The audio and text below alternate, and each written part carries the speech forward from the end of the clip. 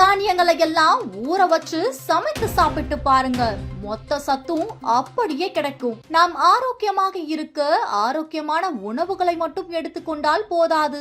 ஆம், நாம் எடுத்துக்கொள்ளும் உணவுகளை ஆரோக்கியமான முறையில் எடுத்துக்கொள்கிறோமா என்பதில் மிகுந்த கவனம் செலுத்த வேண்டும். அதாவது நாம் சமைக்கும் முறை மற்றும் சாப்பிடும் முறை, இவை இரண்டும் மிகவும் முக்கியம். அதை சரியாக பின்பற்றினால் மட்டுமே சாப்பிடும் உணவில் இருக்கும் ஊட்டச்சத்துக்கள் முழுமையாக நமக்கு கிடைக்கும்.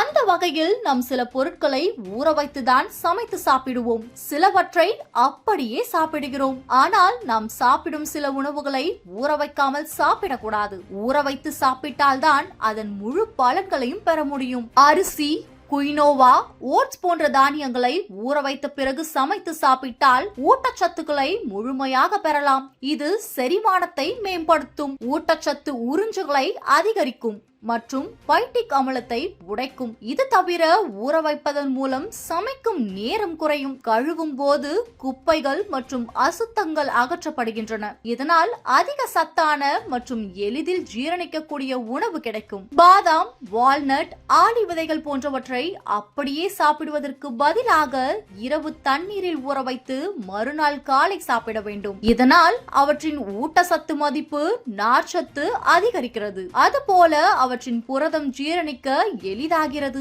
வயிற்று வெப்பம் குறைகிறது மற்றும் ஒட்டுமொத்த நல்வாழ்வையும் மேம்படுத்தும். கீரை, காலை போன்ற சில இலை காய்கறிகளை சாப்பிடும் முன் தண்ணீரில் ஊற வைப்பது மிகவும் நன்மை பயக்கும். அப்படி ஊற வைக்கும் பொழுது இலைகளில் படிந்திருக்கும் அழுக்கு, மணல் மற்றும் பிற அசுத்தங்கள் அகற்றப்படுகின்றன. இதனால் சுத்தம் பண்ணா மற்றும் ஆரோக்கியமான உணவு சாப்பிட முடியும். முக்கியமாக சத்தான கீரைகளின் ஒட்டுமொத்த தரத்தையும் மேம்படுத்தும். பருப்பு வகைகளை சமைப்பதற்கு முன் ஊற வைக்க வேண்டும். இதனால் அவற்றின் அமைப்பு மென்மையாகிறது, சமைக்கும் நேரம் குறையும். பைட்டிக் அமிலம் மற்றும் நொதி தடுப்பான்களை நீக்கி அவற்றை எளிதாக செரிமானமாக்குகிறது. கொண்டை கடலையை சமைக்கும் முன் ஊற வைத்தால் அவற்றின் ஊட்டச்சத்து நன்மைகள் முழுமையாக பெற முடியும் மற்றும் சமைக்கும் நேரம் குறையும். கூடுதலாக ஜீரணிக்க எளிதாகிறது. வீக்கம் மற்றும் அசௌகரியத்தின் அபாயம் குறையும். பொதுவாகவே மேலே சொன்ன விஷயங்கள் மட்டுமின்றி உணவுப் பொருட்களை சமைக்கும் பொழுது தேவையான பொருட்களை ஊற வைத்த பின்னர் சமைக்க வேண்டும். காய்கறிகள், பருப்பு வகைகள் என எதுவாக இருந்தாலும் ஊற வைத்து சமைத்தால் நமக்கு நன்மை பயக்கும். ஏனெனில் கடைகளில் பொருட்களை வாங்கும் பொழுது இருக்கும் கிருமிகள் இதன் மூலம் மழுங்கடிக்கப்படும். இதன் மூலம் நல்ல சத்துள்ள பொருட்களை நம் உடலுக்கு செல்லும் பொழுது நோய் எதிர்ப்பு சக்தி கூடும். எனவே தானியங்கள், காய்கறிகள், கீரைகள், பழங்கள் போன்ற அனைத்தையும் ஊற வைத்து சமைத்து சாப்பிட்டால் அனைத்து நன்மைகளும் நமக்கு வந்து சேரும்.